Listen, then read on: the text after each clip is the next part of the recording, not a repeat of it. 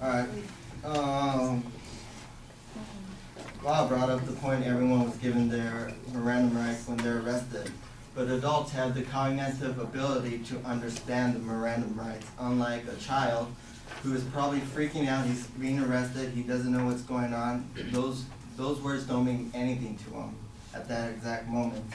And Ian brought up the point that a juvenile or a child could learn the process of a court while being in court.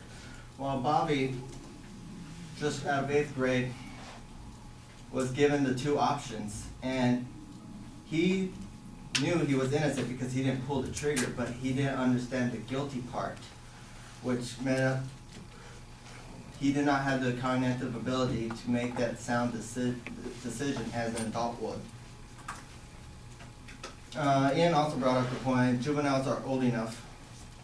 If they're old enough, why are juveniles also called children? And if they're called children, they're not old enough also as juveniles. That's why there's restrictions on why 17-year-olds can't do certain things. Also, the Missouri model. First, let me say that we should do everything in our capabilities to help these children become productive members in society.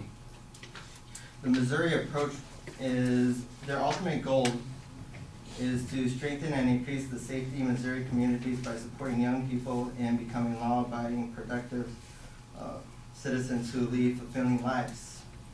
And going back to my first point, that in the model, Missouri Huffington Post wrote that in 30 years, all the juveniles who went into this youth detention center, 8% will end back into that system. And fewer than 8% on top of that will go on to adult prison. So it's showing that these counselors are making a difference, can improve lives and change, going back to the model, making the people, the children who live nice, to live productive lives. A child doesn't grow up and say, hey, I want to be a criminal. Certain events happen in his life to lead into the life of crime. Back to my two examples of Chris and Ty. Tragedy hit their lives. Too much pressure fell on them as a young child, so they resorted to crime.